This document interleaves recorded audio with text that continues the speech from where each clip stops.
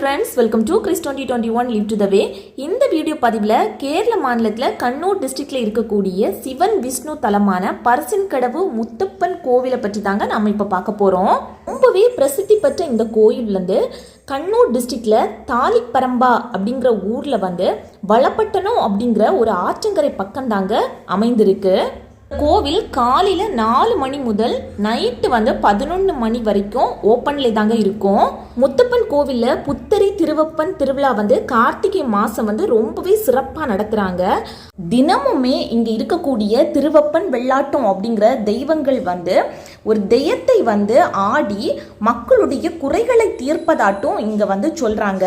அதாவது தினமுமே திருவப்பன் ஆட்டும் வெள்ளாட்டம் மாட்டும் வேறொருத்தங்களுடைய உடம்புல தெய்யத்தை ஆடுவாங்க.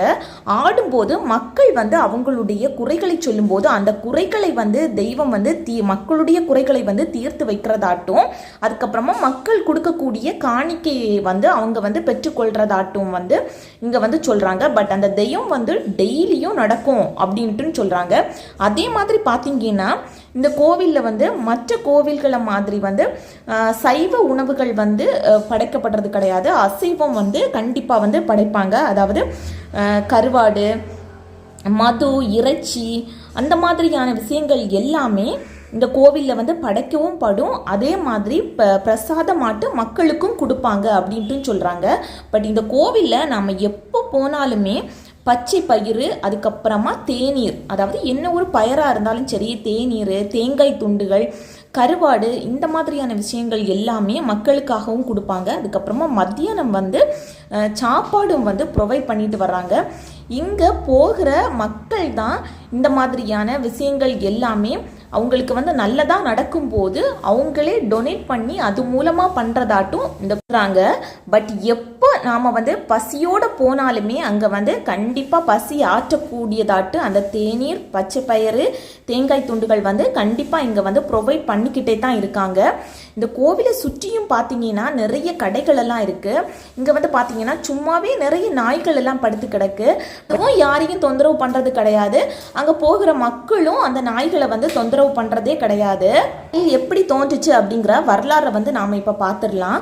பையனூர் அப்படிங்கிற இடத்துல ஒரு தம்பதிகள் குழந்தை இல்லாமல் இருந்திருக்காங்க. ஸோ அவங்க டெய்லி பக்கத்தில் இருக்கிற சிவன் கோவிலுக்கு குழந்தை பேர் கிடைக்கணும் அப்படின்னு சொல்லிக்கிட்டு தவம் இருந்து வேண்டிக்கிட்டே வந்திருக்காங்க.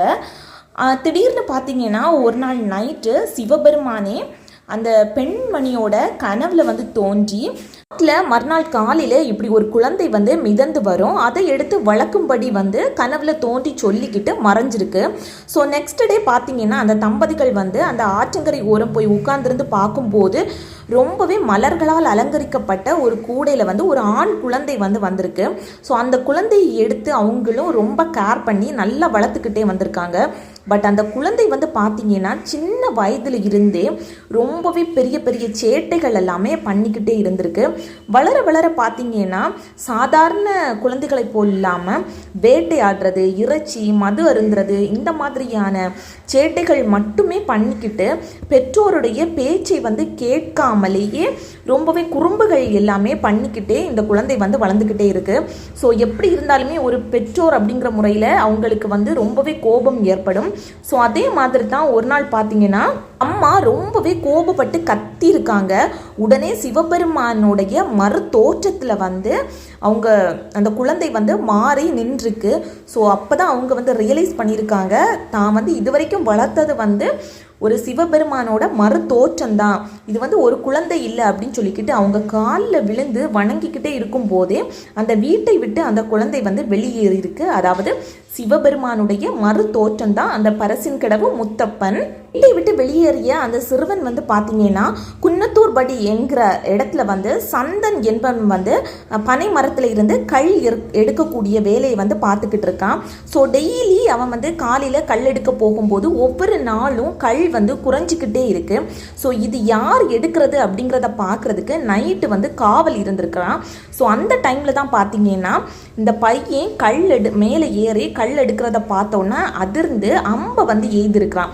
ஸோ அம்பை வந்து சந்தன் வந்து எய்த உடனே அந்த இடத்திலே அப்படியே கல்லாக மாறி படுத்து கிடந்திருக்கிறான். ஸோ மறுநாள் ஆகியும் தன்னுடைய கணவன் வந்து வீட்டுக்கு வராததை தெரிஞ்சுட்டு சந்தனோட மனைவி வந்து அந்த இடத்துக்கு தேடி போயிருக்காங்க. அங்கே சந்தன் வந்து கல்லான உருவத்தில் வந்து கடந்திருக்கிறத பார்த்து ரொம்பவே அதிர்ச்சி அடைஞ்சு அழுதுருக்காங்க. இந்த டைமில் தான் மரத்தில், அதாவது அந்த பனை மரத்தில் பார்க்கும்போது ஒரு வயதான உருவத்தில் வந்து ஒருத்தங்க இருந்திருக்காங்க.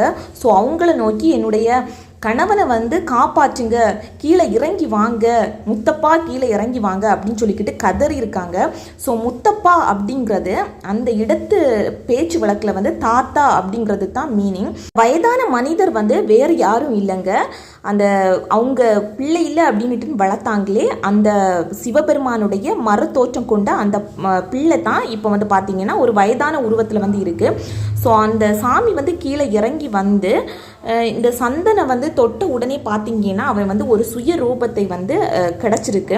ஸோ சந்தனும் அவனுடைய மனைவியும் வந்து ரொம்பவே வணங்கி அந்த இடத்துல வந்து ஒரு கோவிலை கட்டி வந்து வழிபட வந்து தொடங்கியிருக்காங்க. அவங்களுடைய வழிபாடும் சைவ வழிபாடு அப்படிங்கிறது மாதிரி இல்லாமல் அசைவ வழிபாடாட்டை தான் இருந்திருக்கு. அதாவது கல்மீன், கருவாடு, இறைச்சி, இந்த மாதிரி என்ன அவங்களுக்கு கிடைக்குதோ அதை வச்சு தான் அவங்களுடைய வழிபாடை வந்து தொடர்ந்துருக்காங்க. ஒரு நாள் பார்த்தீங்கன்னா முத்தப்பன் வந்து விரும்பிய இடத்துல தான் கோவில் கட்டணும் அப்படின்னு சொல்லிக்கிட்டு அம்பை வந்து எய்த டைமில் பரிசின் கடவு அப்படிங்கிற இடத்துல போய் அந்த அம்பு விழுந்ததாகவும் அந்த இடத்துல அதுக்கப்புறமா கட்டின கோவில் தான் இந்த பரிசின் கடவு முத்தப்பன் திருக்கோவில் அப்படிங்கிறது மாதிரி ஆகியாச்சு. இப்போ இந்த கோவிலோட பக்கத்தில் தாங்க அந்த வளப்பட்டணம் ஆறு அப்படிங்கிறது இருக்கிறது. இதில் வந்து போட்டிங் அந்த மாதிரியான விஷயங்கள் எல்லாம் நடந்துக்கிட்டே இருக்குது. பார்க்குறதுக்கு அவ்வளோ சூப்பராக ஒரு டூரிஸ்ட் பிளேஸ் மாதிரியே தாங்க இருக்குது. இந்த கோவிலில் கருவறையில் திருவப்பன், வெள்ளாட்டம் அப்படிங்கிற 2 சாமியுமே இருக்கிறதாட்டு சொல்கிறாங்க. வாள், திரிசூலம் இது எல்லாமே அந்த கோவிலில் வந்து இருக்குது. ஸோ டெய்லி அந்த தெய்யம் வந்து ஆடும்போது அந்த வாள், திரிசூலம் எல்லாமே கருவறையில் இருந்து எடுத்து தான் ஆடி மக்களுக்கு வந்து அருள்வாக்கு சொல்கிறதாட்டும் சொல்கிறாங்க. திருவப்பன் அப்படிங்கிறது இப்போது அது ஒரு விஷ்ணுவின் தோற்றமாட்டி இருக்குது. பட் அது வேறு யாரும் கிடையாது. அந்த வீட்டில் இருந்து சிவபெருமானுடைய மறுதோற்றம் அவங்க வந்து வெளியேறும் போது அவங்களுடைய நண்பனான திருவப்பனையும் அவங்க வளர்த்த நாயையும் தான் கூட்டிகிட்டு வந்து வெளியேறியிருக்காங்க. ஸோ அவங்களுடைய நினைவாட்டு தான் இங்கே திருவப்பனுடைய சிலையும். இங்கே பார்த்தீங்கன்னா எப்போதுமே நிறைய நாய்கள் வந்து சுற்றிக்கிட்டே இருக்கும். பட் யாரையுமே தொந்தரவு பண்ணாமல் அங்கங்கேயே படுத்திருக்கும். அதே மாதிரி இந்த தெய்யம் வந்து ஆடும்போதும் இந்த சாமி வந்து இந்த நாய்களுக்கும் பிரசாதங்கள் எல்லாம் அளிக்கும். அந்த பிரசாதங்களை வந்து அந்த நாய்கள் வந்து தேங்காய் துண்டுகள் போட்டால் கூட அதையும் சாப்பிடும் அப்படின்ட்டு சொல்கிறாங்க. ரொம்பவே பிரசித்தி பெற்ற இந்த கோவிலில் நம்ம என்ன ஒரு மனக்குறைகளோட போனாலும் அந்த குறைகள் எல்லாமே நீங்கி நம்மளுடைய வாழ்வில் வந்து மகிழ்ச்சி நிலவும் அப்படின்னுட்டுன்னு ஒரு ஐதீகம் இருக்குது. கண்டிப்பாக இது ஒரு சிவன் விஷ்ணு தலமாக தாங்க இருக்குது. திருவப்பன் அப்படிங்கிறது விஷ்ணுவின் தோற்றமாட்டும் அந்த சிவபெருமானுடைய மறுபிறவி தான் வெள்ளாட்டம் அப்படிங்கிறதாட்டும் இருக்குது.